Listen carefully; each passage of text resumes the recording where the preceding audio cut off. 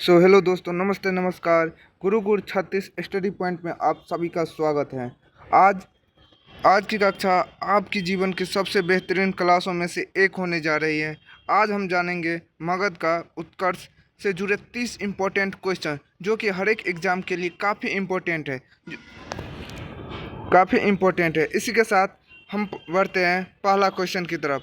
तो पहला क्वेश्चन इस प्रकार है, मगध महाजनपद की प्रारंभिक राजधानी क्या थी? Option A Pataliputra, option B Rajgir, option C Vaishali या ऑप्शन डी उज्जैन।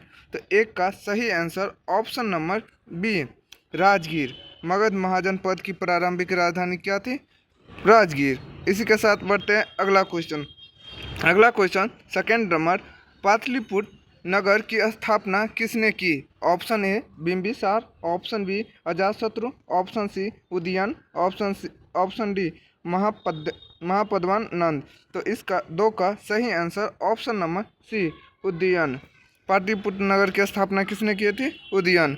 अब बढ़ते हैं अगला क्वेश्चन 3 नंबर, बिंबिसार किस वंश का शासक था? ऑप्शन ए नंद वंश, ऑप्शन बी हर्यक वंश, ऑप्शन सी मौर्य वंश या ऑप्शन डी गुप्त वंश। तो 3 का सही answer option number B Haryanka वंश। बिंबिसार किस वंश के शासक थे? हर्यक वंश के। अब बढ़ते हैं अगला क्वेश्चन 4 नंबर, अजातशत्रु किसका पुत्र था? Option A Udayan, option B Dhanananda, option C Bimbisara, option D Shishunaga. 4 का सही answer option number C Bimbisara. Ajatashatru किसका पुत्र था? बिंबिसार का। अब बढ़ते हैं अगला क्वेश्चन 5 नंबर क्वेश्चन है, मगध की उन्नति का मुख्य कारण क्या था? ऑप्शन ए भौगोलिक स्थिति, ऑप्शन बी धार्मिक प्रभाव, ऑप्शन सी विदेशी सहायता या ऑप्शन डी समुद्री व्यापार। तो 5 का सही आंसर ऑप्शन नंबर ए भौगोलिक स्थिति। अब बढ़ते हैं अगला क्वेश्चन 6 नंबर, नंद वंश का संस्थापक कौन था? Option A Dhanananda, option B Chandragupta Maurya, option C Mahapadmananda, option D Ashoka. तो 6 का सही answer option number C Nanda वंश का संस्थापक कौन था? महापद्मानंद। अब बढ़ते हैं अगला क्वेश्चन 7 नंबर, मगध किस वर्तमान राज्य में स्थित था? Option A Uttar Pradesh, option B Bihar, option C Madhya Pradesh या ऑप्शन डी राजस्थान। तो 7 का सही answer option number B Magadh कहाँ था? बिहार में। अब बढ़ते हैं अगला क्वेश्चन 8 नंबर, अजातशत्रु ने किस गणराज्य को हराया? ऑप्शन ए बज्जी संघ, ऑप्शन बी कुरु या ऑप्शन सी गंधार या ऑप्शन डी पंचाल। तो 8 का सही आंसर ऑप्शन नंबर ए बज्जी संघ को अजातशत्रु ने गणराज्य को हराया। अब बढ़ते हैं अगला क्वेश्चन 9 नंबर क्वेश्चन है, मगध की दूसरी राजधानी कौन बनी? Option A Vaishali, option B Rajgir, option C Pataliputra, option D Taxila. तो 9 का सही answer option number C Pataliputra को मगध की दूसरी राजधानी बनाई गई। अब बढ़ते हैं अगला क्वेश्चन 10 नंबर, महापद्मानंद को किस नाम से जाना जाता है?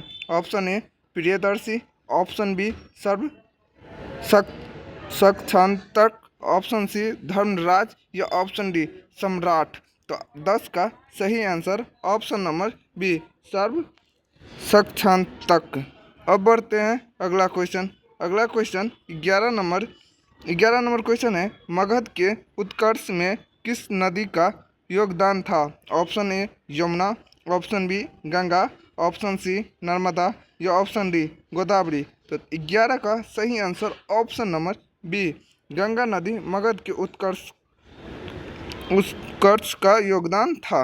अब बढ़ते अगला क्वेश्चन 12 नंबर, धनानंद को किसने हराया? Option A Ashoka, option B Bimbisara, option C Chandragupta Maurya, option D Ajatashatru. तो 12 का सही आंसर, जैसे कि हम सभी लोग जानते हैं, धनानंद को हराने वाले व्यक्ति चंद्रगुप्त मौर्य थे, जो कि चाणक्य के शिष्य थे।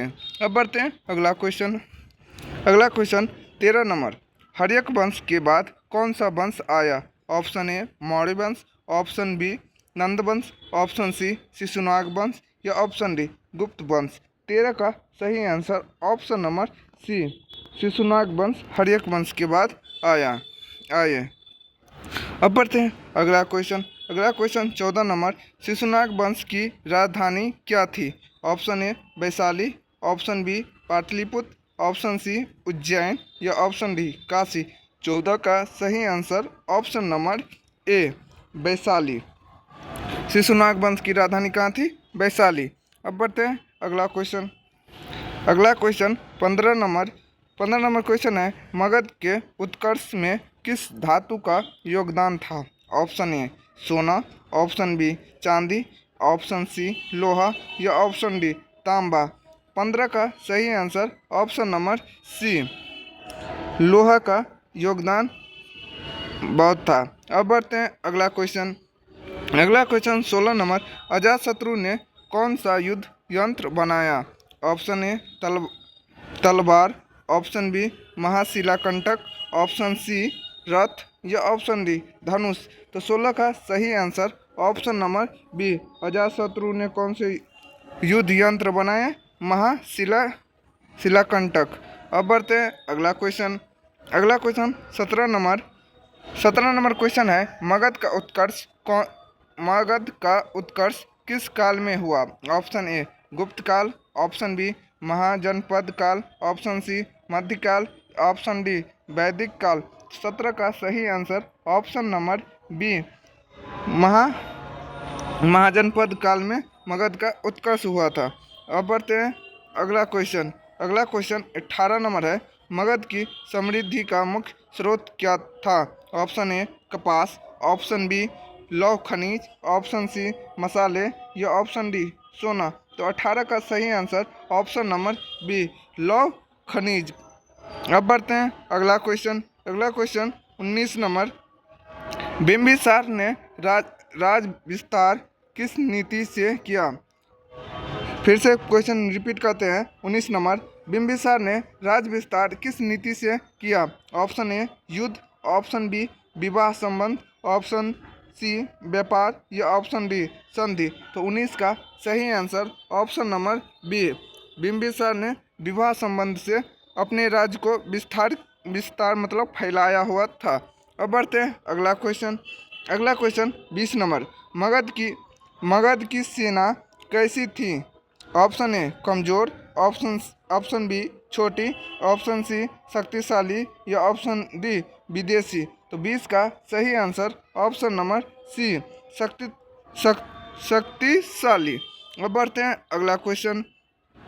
अगला क्वेश्चन 21 नंबर, मगध के अंतिम नंद शासक कौन थे? Option A Mahapadmananda, option B